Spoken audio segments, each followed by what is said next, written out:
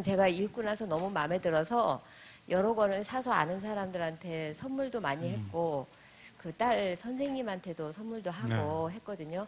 근데 스님께서는 오랜 세월을 정말 잘 안 되는 일을 어떤 에너지로 그렇게 열심히 하시는지 참 궁금한데, 저 같은 경우는 사실 저는 그냥 일상생활을 해 나가면서 그 과거를 살아오다 보니까 그 작년 말 지나면서 너무 좌절감도 들고 우울한 그게 너무 심해서 최근에 아는 사람이 이제 자살도 하고 이러저러한 게 희망이 없이 느껴지는 때가 많고, 지금 사실 이제 모르겠어요. 그 주변에 친구들 봐도 그런 거에 관심을 왜 갖느냐고 하면서 관심이 없는 친구를 보면 답답해서 이제 몇 달째 연락도 하기도 싫고, 또 그런 사람들을 보면 너무 딱하게도 암이 걸리거나 자살을 해버리거나 하니까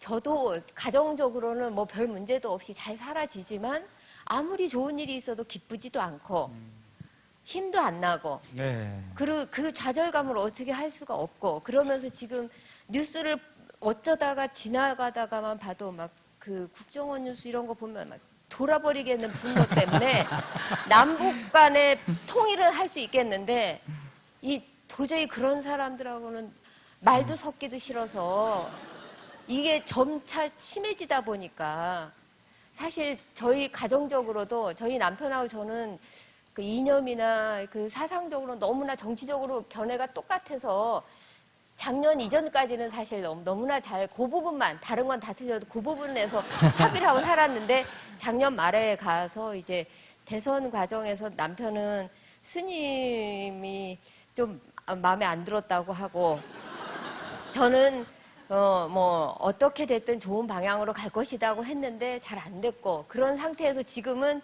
이제 서로 그 부분에서는 어차피 다른 대안도 없이 희망이 없으니까 말은 안 하고 있으면서 둘 다 우울해서 이게 심해지다 보니까 어떻게 살 수가 없고, 오늘도 그래서 제가 막 급한데 남편한테 저녁 때 밤에 갔다 온다고 하니까 저는 허락을 안 해줄 줄 알았어요. 너무 화를 낼 줄 알았더니 자기도 대안이 없으니까 스님 말씀이라도 한번 들어보고 오라고.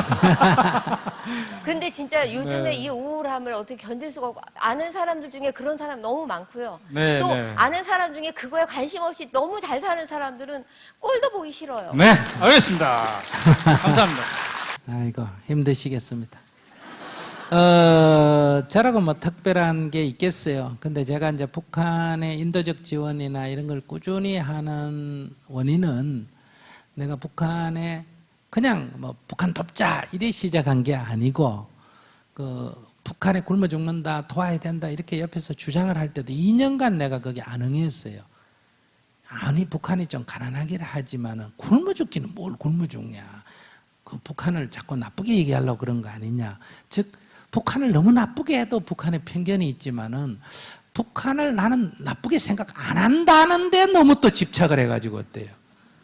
편견이 된 것 같아요. 굶어 죽는다 하면 진짜가 이러면 될 텐데, 에이 굶어 죽기는 뭘 굶어 죽어, 옛날에 우리보다 잘 살았는데 뭐 이런 생각한다고 중국 사람이 나한테 말하는 걸 내가 귀담아 별로 안 들었어요. 그러고 계속 나는 인도의 불가촉 천민 마을에 가보고 거기 필이 꽂혀가지고 그 사람들 그 막 진짜 내 눈앞에서 굶어 죽같이 보이는 그게 막 너무 이게 마음이 아파가 거기 가서 주로 활동을 했어요. 그런 중에 이제 그 사람이 나를 배에 태워 하도 안 믿으니까, 그래서 내가 북한 굶어 죽는 거 안 믿는 거 내가 그랬기 때문에 내가 그런 사람 보고 화 안 내고 그래요. 그래 뭐 나도 니처럼 그랬다. 그래서 내가 설득력이 좀 강한 거예요. 나도 그랬기 때문에. 그랬는데 이 사람이 나를 배에 태워가 압록강에서 착 가면서 북한 편을 보여주면서 내가 거기서 그 진짜 영양실조 걸린 애들 보면서 제가 굉장히 후회하고 반성을 했습니다. 등장 및 저듭단들이 정말 이런 거구나. 또 뭐 노래 중에 이런 거 있잖아요.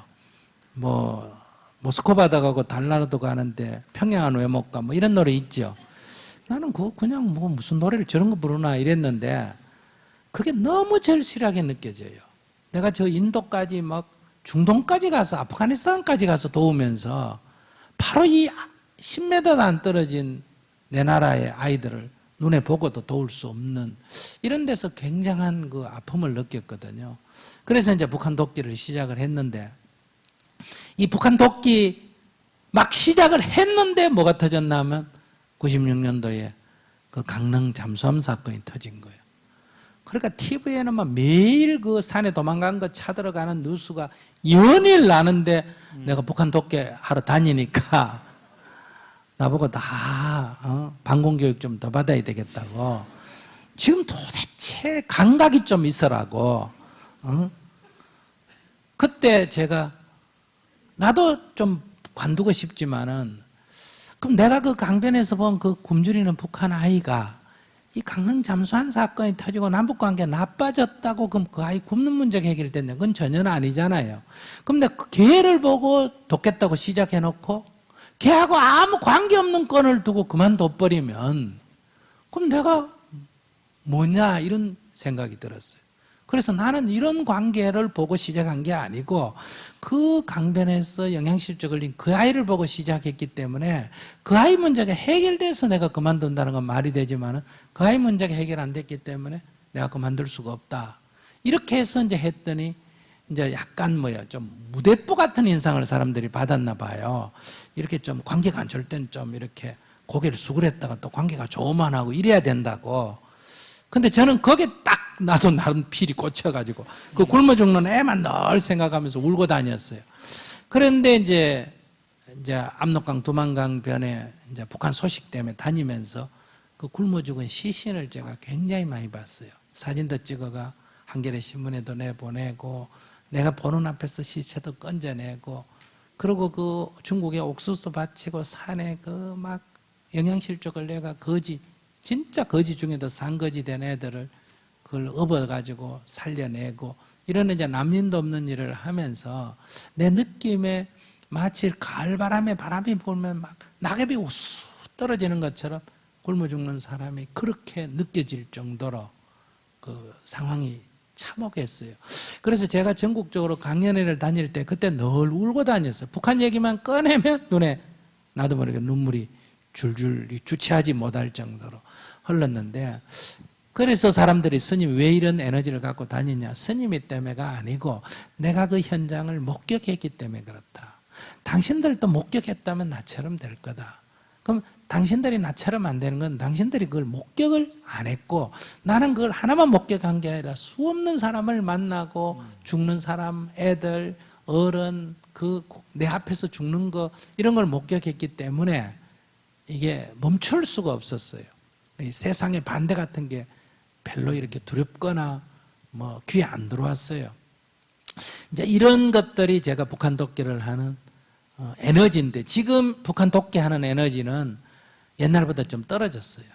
떨어졌다는 건 제 정열이 없어진 게 아니라 이 돕기만으로 이 문제가 해결이 안 돼요. 결국은 남북이 이렇게 평화로 그러니까 남북 긴장이 완화돼야 되고 더 나아가서는 통일이 돼야 이 문제가 궁극적으로 해결이 되지. 그 전까지는 내가 10년을 해결해 봤는데 해결이 안 되니까 돕는 것도 하지만은 운동의 역량을 어느 쪽으로 옮겼다? 통일 쪽으로 방향을 바꾸게 된 거예요. 그러니까 여러분들이 하는 통일은 여러분들을 설득하기 위해서 이런 비전도 제시하고 이래 하지만은 내 마음에는 당장 눈앞에 굶어 죽는 저 문제를 해결하려면 우리가 통일에 대한 목표만 분명해져 버리면 우선 인도적 지원을 통해서 굶어 죽는 거 저건 당장 스탑을 시킬 수가 있는 문제거든요. 그러니까 그런 것이 아마 저하고 여러분하고 좀 차이가 나지 않겠느냐. 그리고 한국 정치에 대해서도 제가 정치에 이렇게 좀 변했으면 하는 거는 통일에 확실한 그런 목표성을 갖는 리더가 있기를 원하는 의미지 국내 정치의 뭐 소소한 문제는 저는 큰 관심은 없고 그 다음에 제가 제3세계 어제도 미얀마 갔다 오고 이렇게 제3세계를 다녀보면 대한민국에 있을 때는 대한민국의 불만이 굉장히 많은데 밖에 가서 보면 대한민국이 그래도 괜찮아요, 안 괜찮아요? 괜찮아요. 그래서 밖에 좀 가셔가지고 이렇게 좀 다녀보고 이렇게 해보면 대한민국도 뭐 독재도 있고 여러 가지 요소가 많지만은 그래도 뭐 저는 괜찮다. 그래서 손대지 말자는 건 아니에요. 개선을 위해서 노력은 해야 돼요. 경제민주화를 위해서도 또 지방분권을 통해서 민주주의가 더 심화되도록 이런 노력을 해야 되고 지금 말씀하신 대로 그런 국가기관이 정치에 개입하는 거 이런 거 근절돼야죠. 그러나 그것이 좌절을 가져와서는 안 된다. 그러니까 저는 대한민국에 대해서 비판을 하더라도 대한민국에 대한 긍정을 바탕에 깔고 비판을 하자고 하기 때문에 개선을 위해서 노력하다가 안 되면 그걸 토대로 해가 다시 또 개선을 위해서 노력한다면 저기는 대한민국에 대한 긍정을 바탕에 안 깔고 비판적 관점만 갖고 있으니까 그게 뜻대로 안 되니까 대한민국 자체가 싫어지는 거예요, 지금. 그래도 대한민국은 살만한 곳이에요. 긍정적으로 좀 가지시고, 그러나 완성된 나라는 아니에요. 아까 덴마크 얘기 나왔지.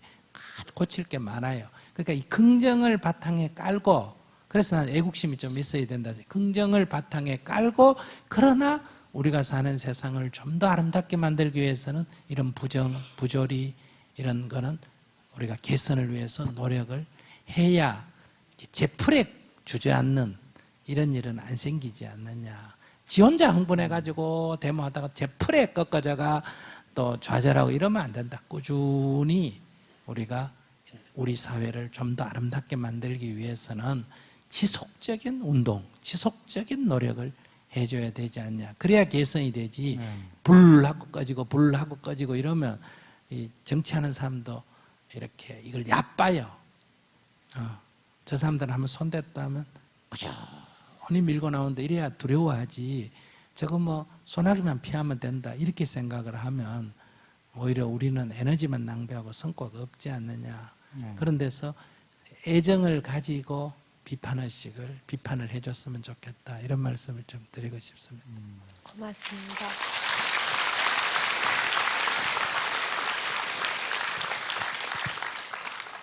네, 아까 돌아버리시겠다 했는데 좀 마음이 좀 가라앉으시죠. 네. 제가 근데 지금 말씀하신 분이 굉장히 중요한 우리의 마음 상태를 대변하신 그런 분인 것 같아요. 그래서 어찌 보면은 시대 우울증이기도 한데요. 이런 것들은 이제 어떻게 치료할 것인가. 그 치료주 중에 하나가 7월 15일경에 또 다른 오연우의 대담집으로 나오니까 기대를 해보시고요. 그러나 스님께서 늘 말씀하시는 게 일희일비하지 말자 이건 같거든요. 길게 보고 이렇게 하자 이거 같고요. 우리 모두가 서로 의지하면서 이걸 치료해야 되지 않을까 싶습니다.